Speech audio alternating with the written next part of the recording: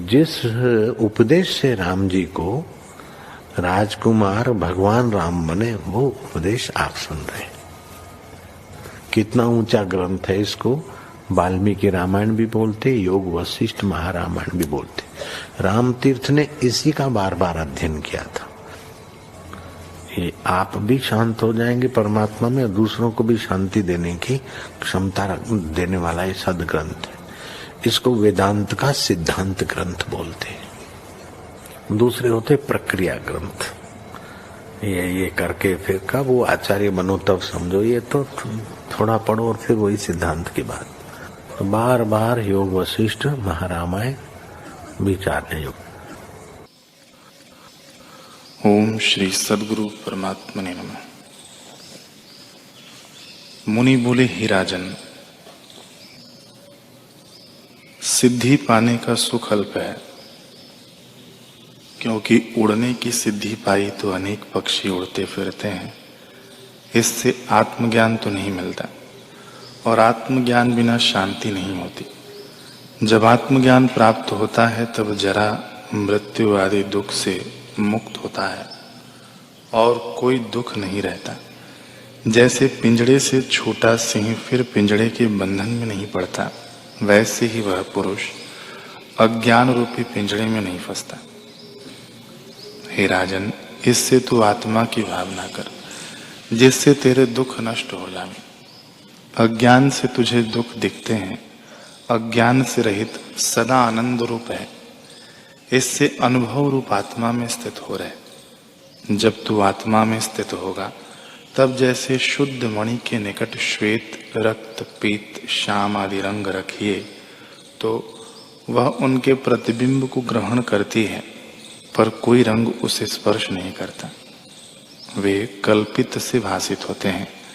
वैसे ही तू प्रकृत आचार को अंगीकार करता रहेगा, पर तुझे पाप पुण्य का स्पर्श न होगा।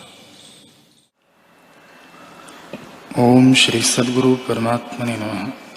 श्री वशिष्ठ जी बोले, हे राम जी, मैंने अध ऊर्ध्व सर्व स्थान देखे हैं, सब शास्त्र भी देखे हैं, और उनको एकांत में बैठकर बारंबार विचारा भी है। शांत होने का और कोई उपाय नहीं, चित्त का उपशम करना ही उपाय है। जब तक चित्त दृश्य को देखता है तब तक शांति प्राप्त नहीं होती, और जब चित्त उपशम होता है तब उस पद में विश्राम होता है जो नित्य, शुद्ध, सर्वात्मा और सबके हृदय में चेतन आकाश परम शांत रूप है। हे राम जी, हृदय आकाश में जो चेतन चक्र है, अर्थात जो ब्रह्माकार वृत्ति है, उसकी ओर जब मन का तीव्र संवेग हो तब सच ही दुखों का भाव हो जाए। मन का मनन भाव उसी ब्रह्माकार वृत्ति रूपी चक्र से नष्ट होता है। हे राम जी, संसार के भोग जो मन से रमणीय भासते हैं, वे जब रमणीय न भासें तब जानिए कि मन के अंग कटे। जो कुछ अहम और त्वम आदि शब्दार्थ भासते हैं, वे सब मनोमात्र हैं। हरि ओम।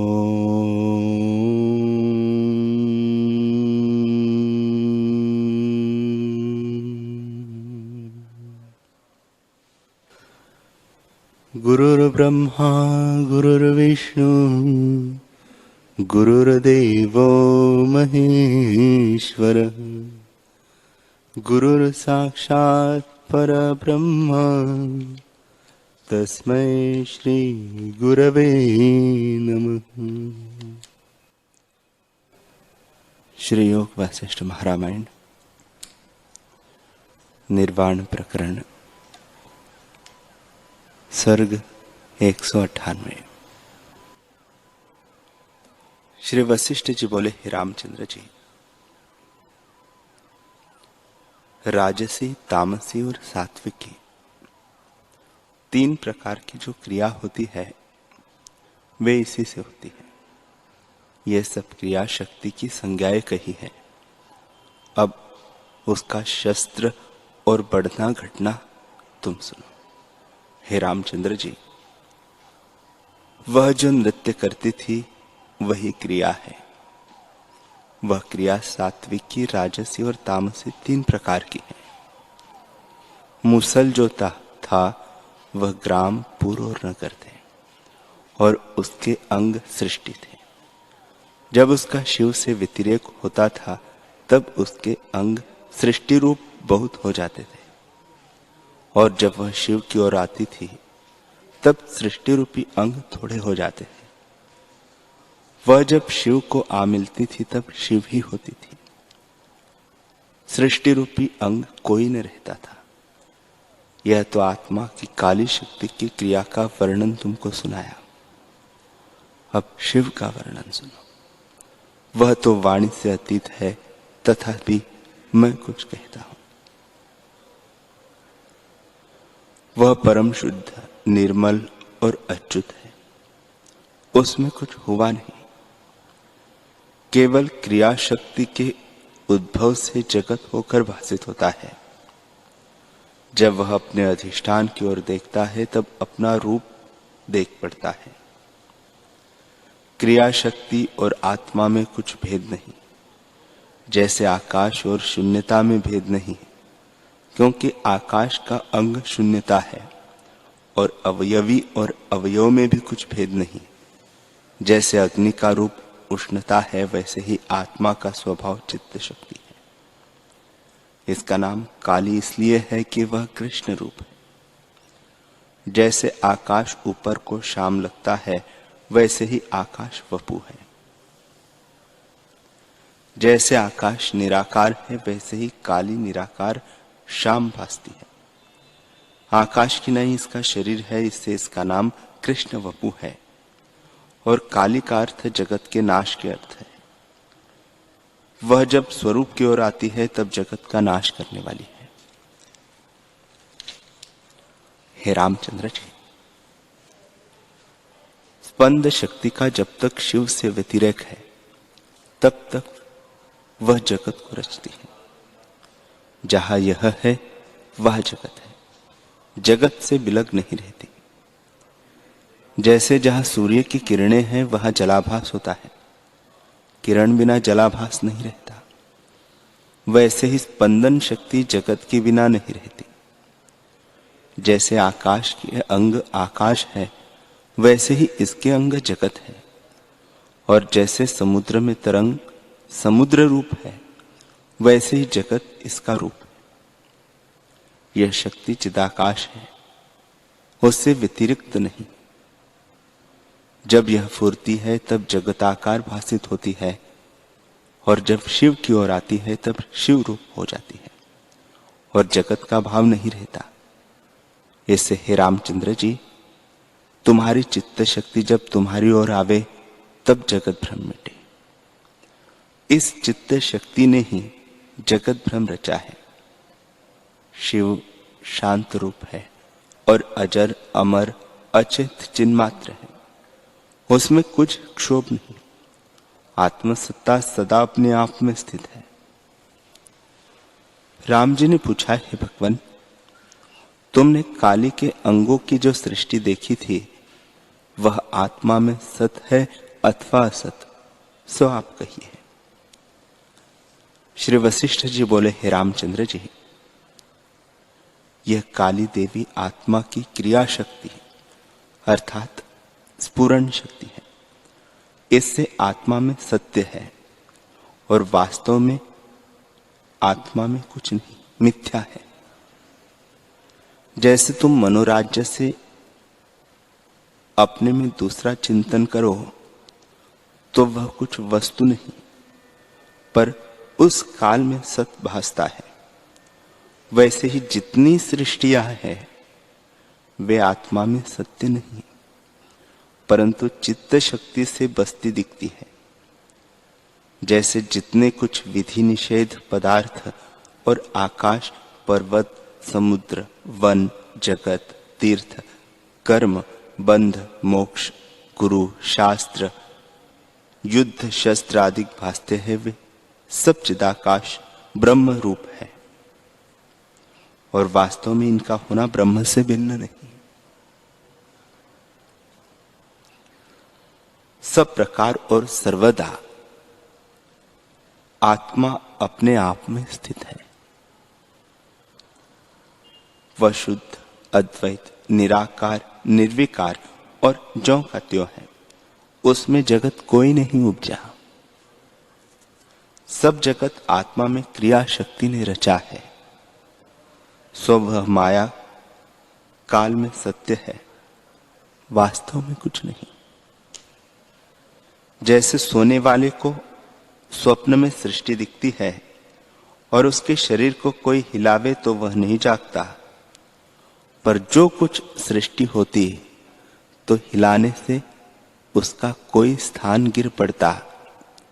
इसी से जाना जाता है कि किसी का नाश नहीं होता, वास्तव कुछ नहीं है। हे रामचंद्र जी, वह सृष्टि जो प्रत्यक्ष अर्थाकार होती है उसके चित्त स्पंदन में स्थित है, परंतु जब तक निद्रा है तभी तक वह सृष्टि है। जब निद्रा निवृत्त होती है तब स्वप्न सृष्टि भी नहीं दिखती। वैसे ही यह सृष्टि भी वास्तव में कुछ नहीं है, अज्ञान से चित्त शक्ति में भासती है। हे रामचंद्र जी, सब पदार्थ चित्त के फुरने से भासते हैं। जिसका संकल्प शुद्ध होता है उसके मनोराज्य की सृष्टि यदि देश काल से प्रत्यक्ष होती है तो संकल्प रूप होती है, क्योंकि कुछ बना नहीं। जब संकल्प फुरता है तब संकल्प के अनुसार सृष्टि भासती है। ऐसे संकल्प रूप ही हुई, और जब उसकी सत्यता हृदय में होती है तब इसका अर्थ हृदय में अनुभव होता है। जैसे परलोक अदृष्ट है, पर जब उसकी सत्यता हृदय में होती है तब उसका राग द्वेष भी हृदय में फुरता है, क्योंकि संकल्प में उसका भाव है। वैसे ही जब तक चित्त में स्पंदन फुरता है तब तक जगत है, और जब चित्त निस्पंद होता है तब जगत की सत्यता नहीं भासती। हे रामचंद्र जी, यह सब जगत क्रिया शक्ति ने आत्मा में रचा है। जब तक यह क्रिया शक्ति काली शिव से व्यतिरिक्त होती है तब तक नाना प्रकार की जगत रचती है और क्षोभ को प्राप्त होती है, और जब शिव की ओर आती है तब शांत रूप हो जाती है। तब फिर उसकी प्रकृति संज्ञा नहीं रहती, वह अद्वैत तत्व में अद्वैत रूप ही हो जाती है। जैसे जब तक पवन चलता है तब तक शीत, उष्ण, सुगंध, दुर्गंध, बड़ी और छोटी संज्ञा होती है, और जब ठहरता है तब यह नहीं कहा जाता कि ऐसा है अथवा वैसा है। वैसे ही जब तक चित्त शक्ति स्पंद रूप होती है तब तक जगत रचती है और प्रकृति कारण रूप कहती है। उसमें दो प्रकार के शब्द होते हैं, विद्या और अविद्या। हे रामचंद्र जी, जो कुछ कहना होता है वह स्पंद रूप जो चित्र लिखा है उसमें है। वह जब शिव तत्व के अंतर्गत होता है तब अद्वैत रूप हो जाती है। वहां किसी शब्द की गति नहीं है।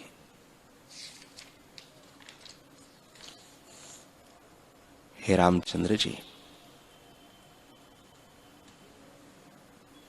शिव क्या है और शक्ति क्या है यह भी तुम सुनो। ये सब जीव शिव रूप है और इनके चित्त का फुरना काली है।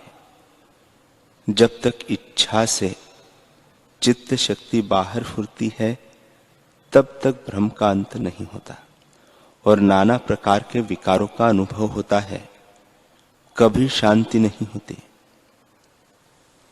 और जब चित्त शक्ति उलटकर अधिष्ठान को देखती है तब जगत भ्रम निवृत्त हो जाता है और परम शांति प्राप्त होती है।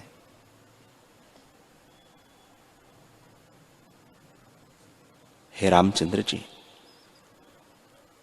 आत्मा और चित्त संवित में कुछ भेद नहीं।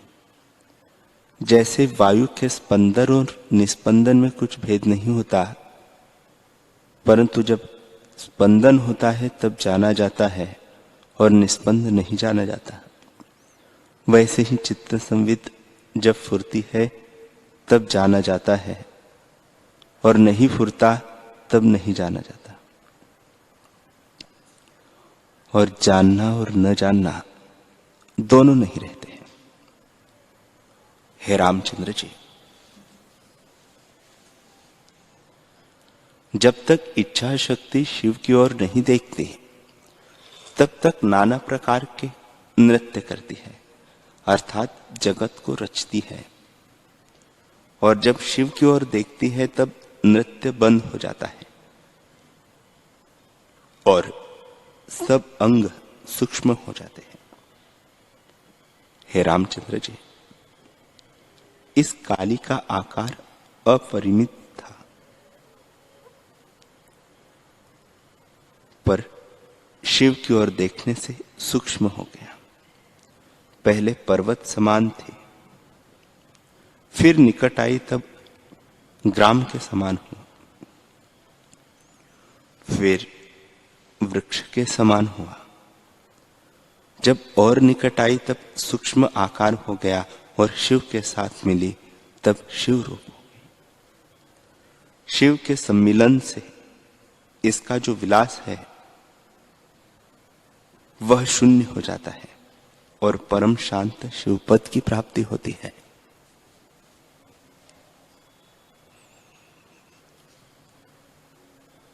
श्री राम जी ने पूछा, हे मुनीश्वर, यह जो परमेश्वरी काली शक्ति है उसको मिलकर शांत कैसे हुई? श्री वशिष्ठ जी बोले, हे रामचंद्र जी,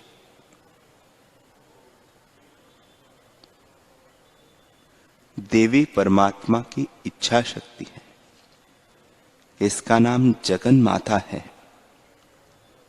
जब तक यह शिव तत्व से अलग रहती है तब तक जगत को रचती है, और जब अपने अधिष्ठान की ओर आती है जो नित्य तृप्त, अनामय, निर्विकार, द्वैत भाव से रहित है, तब परम शांति को प्राप्त होती है। तब इसकी प्रकृति संज्ञा जाती रहती है। जैसे नदी जब तक समुद्र को नहीं प्राप्त हुई तब तक दौड़ती और शब्द करती है, पर जब समुद्र को मिली तब शब्द करना और दौड़ना नष्ट हो जाता है और नदी संज्ञा भी नहीं रहती। समुद्र को मिलकर परम गंभीर समुद्र रूप हो जाती है। वैसे ही जब तक चित्त शक्ति शिव से अलग होती है तब तक जगत भ्रम को रचती है, और जब शिव तत्व को मिलती है तब शिव रूप हो जाती है और द्वैत भ्रम सब मिट जाता है। हे रामचंद्र जी, जब यह चित्त शक्ति शिवपद में लीन होती है तब प्रथम जो देह और इंद्रियों से तद्रूप हुई थी,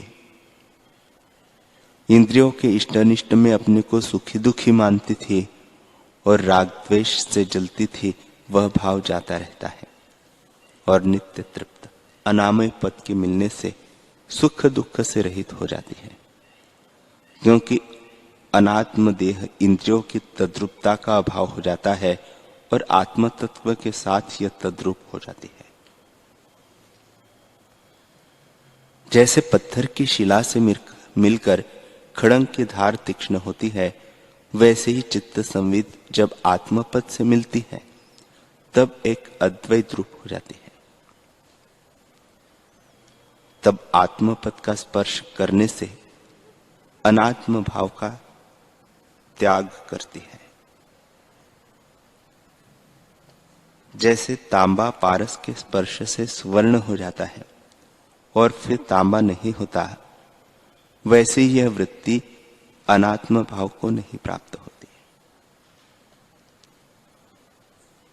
चित्त कला तब तक विषय की ओर दौड़ती है जब तक अपने वास्तव स्वरूप को नहीं प्राप्त हुई।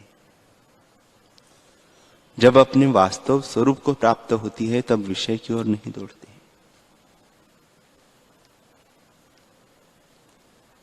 जैसे जिस पुरुष को अमृत प्राप्त होता है और उसके स्वाद का अनुभव होता है, वह नीम खाने की इच्छा नहीं करता, वैसे ही जिसको आत्मानंद प्राप्त हुआ है वह विषयों के सुख की इच्छा नहीं करता।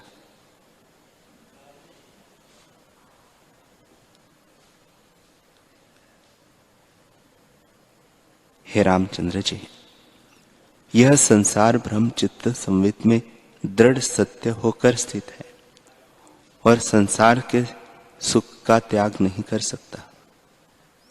पर जब आत्म सुख प्राप्त होगा तब उस तुच्छ सुख को त्याग देगा।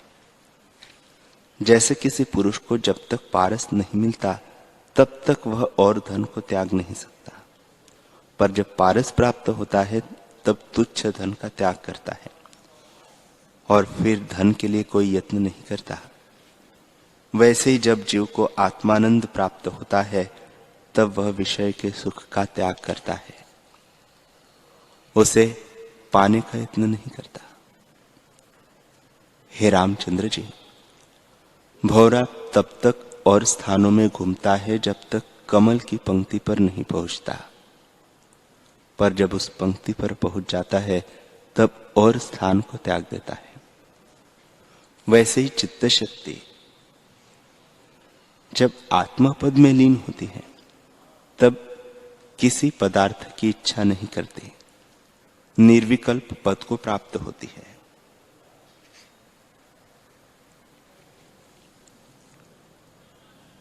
श्री वशिष्ठ जी बोले, हे रामचंद्र जी, अब पूर्व का प्रसंग फिर सुनो।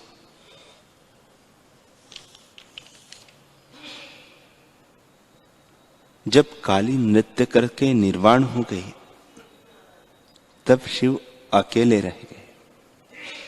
वही मुझे देख पड़ता था और दो खंड आकाश के देख पड़े, एक अधोभाग और दूसरा ऊर्ध्व भाग, और कुछ न देख पड़ता था। तब रुद्र ने नेत्रों को फैलाकर दोनों खंड देख जैसे सूर्य जगत को देखता है और प्राण को भी खींचा। तब ऊर्ध्व और अधः दोनों खंड इकट्ठे हो गए और ब्रह्मांड को अंतर्मुख कर लिया। एक शिव ही रह गया और कुछ न दिखता था। हे रामचंद्र जी, जब एक क्षण व्यतीत हुआ तब रुद्र बड़े आकार को धारण कर ब्रह्मांड को भी लांग गया और एक वृक्ष के समान हो गया। फिर अंगुष्ठ मात्र शरीर रखकर एक क्षण में सूक्ष्म अणु सा हो गया। फिर रेत के कण से भी सूक्ष्म हो गया। फिर नेत्रों से अदृश्य हो गया। तब दिव्य दृष्टि से मैंने उसे देखता रहा। फिर वह भी लुप्त हो गया। केवल चिदाकाश ही शेष रहा और दूसरी वस्तु कुछ न दिखी। जैसे वर्षा काल के मेघ शरद काल में नष्ट हो जाते हैं, वैसे ही वह रुद्र भी लुप्त हो गया। हे रामचंद्र जी, उस काल में मुझको तीनों इकट्ठे दिखे। एक देवी ब्रह्मा की शक्ति, दूसरी काली शक्ति और तीसरी शीला। तब मैंने विचार किया कि यह स्वप्न गंधर्व नगर सा आश्चर्य था और कुछ नहीं। तब मैंने क्या देखा कि सुवर्ण की शिला पड़ी है। यह सृष्टि शिलाकोश में स्थित थी। तब मैंने विचार किया कि यह सृष्टि शिला कोश में है तो और सृष्टि भी होगी, क्योंकि सब वस्तु, सब प्रकार और सब स्थान पूर्ण है। इसलिए मैं उसमें भी सृष्टि देखने लगा और नाना प्रकार की सृष्टि देखी।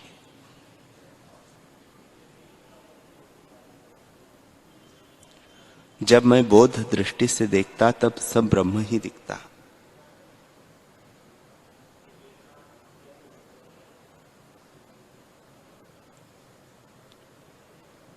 संकल्प दृष्टि से आत्मरूपी आदर्श में अनंत सृष्टि देख पड़ती और चर्म दृष्टि से शिला ही दिखती। इस प्रकार मैं शिलाकोश में चला तो वहां मुझे घास, तृण, पत्थर, फल और फूलों की अनंत सृष्टि दृष्टिगत हुई। और निसंकल्प आत्म दृष्टि से देखता तो अद्वैत आत्मा ही मुझे देख पड़ता। हे रामचंद्र जी, इस प्रकार मैंने अनंत सृष्टि देखी। कहीं ऐसी सृष्टि देखी कि ब्रह्मा उपजे है और रचना रचने को समर्थ हुए हैं। कहीं ब्रह्मा ने चंद्रमा, सूर्य उपजाए हैं और मर्यादा स्थापित की है। कहीं संपूर्ण पृथ्वी आदि तत्व उपजाए हैं पर उसमें प्राण नहीं पड़े। कहीं समुद्र नहीं उपजे, कहीं आचार सहित दृष्टि देखी। कहीं चंद्रमा, सूर्य नहीं उपजे और कहीं उपजे थे। कहीं चंद्रमा शिव से नहीं निकले, कहीं क्षीर समुद्र मथा नहीं गया और अमृत नहीं उपजा। और लक्ष्मी, हाथी, घोड़ा, धन्वंतरी, वैद्य भी नहीं निकले।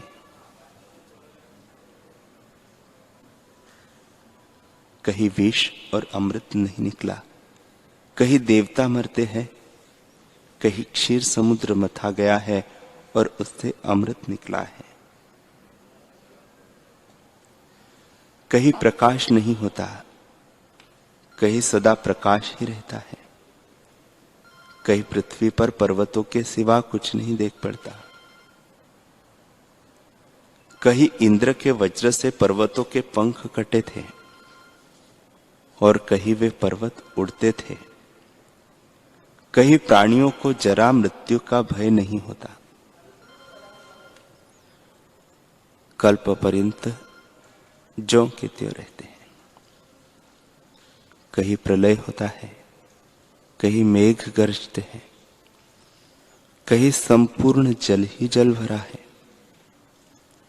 कहीं आकाश ही है और प्राणों का कोई नहीं दिखता। कहीं आकाश ही है और प्राणी कोई नहीं दिखता। कहीं देवताओं के युद्ध होते थे, कहीं देवता और दैत्य जीतते थे। कहीं देवताओं को दैत्य जीतते थे और कहीं दैत्यों को देवता जीतते थे। कहीं देवता और दैत्यों में परस्पर प्रतीति थी। कहीं बलि और इंद्र, रुद्र और वृत्तासुर का युद्ध होता था। कहीं मधु कैटभ दैत्य ब्रह्मा की कन्या से उत्पन्न होते थे।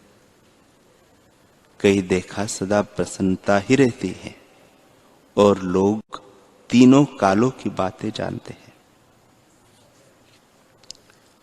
कहीं सदा शोकाकुल ही रहते हैं। कहीं सतयुग का समय है और दान पुण्य तब होते हैं।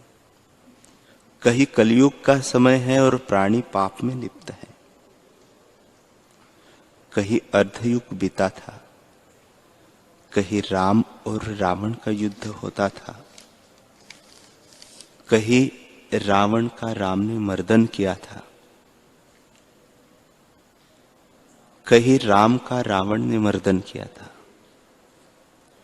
कहीं सुमेरु पर्वत तले और पृथ्वी ऊपर है। कहीं शेषनाग पर पृथ्वी है और भूचाल से घूमती है। कहीं प्रलय काल का जल चढ़ा है और एक बालक वट के वृक्ष पर बैठा अपने अंगुष्ठ को चूसता है।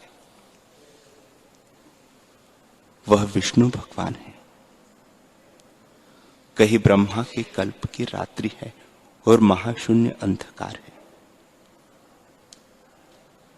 कहीं कौरव पांडवों की सहायता कृष्ण करते हैं, कहीं महाभारत का युद्ध होता है।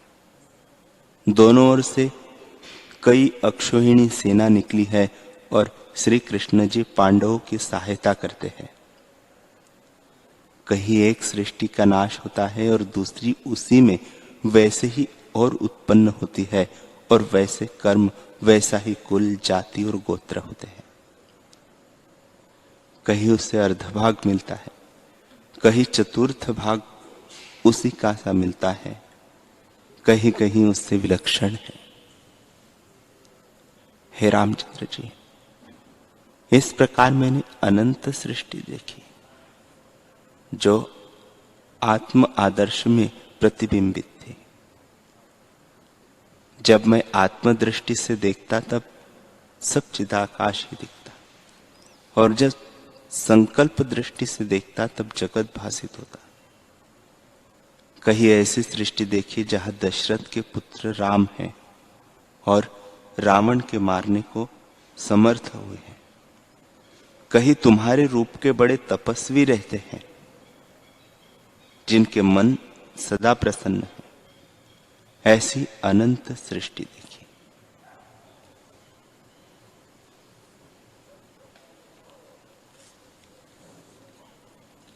हरि ओम।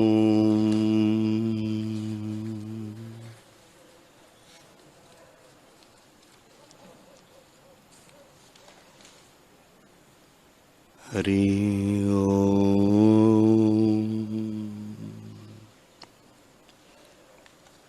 ओम सहनावतु सहनो भुनक्तु सह वीर्यं करवावहै तेजस्विनावधीतमस्तु मा विद्विषावहै।